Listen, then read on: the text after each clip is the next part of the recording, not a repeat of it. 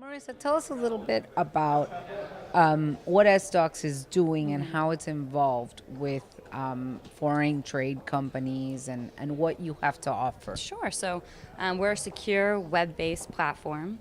So exporters come onto our platform and they create all of their export documentation. And some of the benefits of doing that electronically and exchanging electronically is it allows the documents to get to destination before the vessel arrives. So today, for instance, 9 times out of 10, the vessel's arriving to port, and there are delays in discharging the cargo because we're still waiting on the documents to clear customs. And then also, as a result, then corporates are paying a ton of money for the cargo to be sitting in the port, and there's demurrage. There's all these problems associated with physical papers.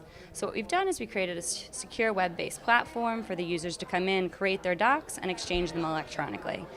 Banks are also involved because, of course, banks are trying to recapture their piece of global trade finance rather than using open account, which is how a lot of shipments are done today.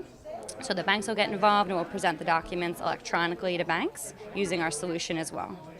So there's a lot of players involved in this. So you have the banks, you have the importer, the exporter, the customs, the insurance people. Exactly. How do you get them all into one platform? Yeah, that's a great question. So we're a network-based solution.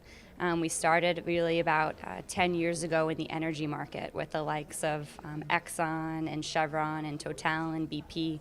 We really focused on energy for a few years, and then we moved into the agriculture market with Cargill and Bunge.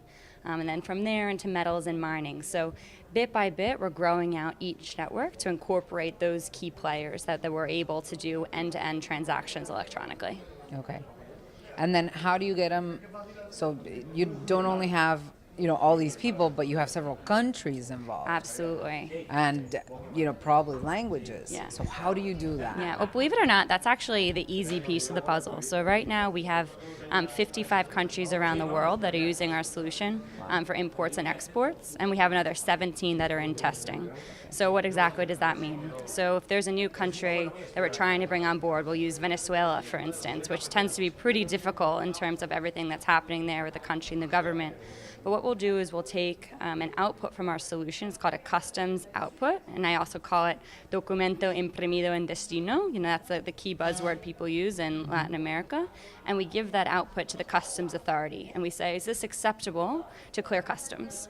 So as soon as we get the okay from customs, we're okay to bring electronic bills of lading into that country. Okay. Now, it might not be an email, it might not be, an electronic PDF, or it might not be an electronic document being sent to the customs authorities. At a time, it's that printed document that happens at destination that customs would accept. So the idea in the future is, of course, that we're fully exchanging electronic, but we're not going to wait for customs authorities in these developing countries or other areas around the world to accept electronic documents. They're just frankly not there yet. Correct. Yeah. And how do events, like trade events such as these, benefit or what do you see as the benefit of these trades for your company and for your business?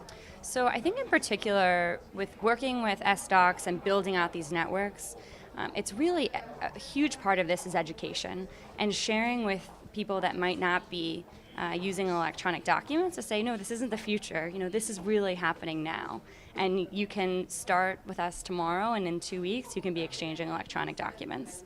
So that's what's the big benefit of coming to these sort of events and speaking about the work that we're doing around the world. And do you get some resistance in terms of it's easier to forge, or it's more vulnerable? Yeah. What do you get from people, especially in Latin America? Because I feel that people in Latin America are more skeptical. They feel like Absolutely. So I think that the big draw to using our solution is because it's so much more difficult to forge the documents.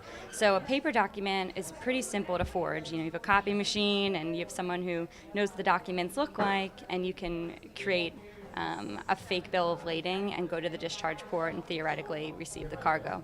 But within our system, we have two-factor authentication, so we know exactly which users are making actions on the system when, and the electronic bill of lading only stays within our system.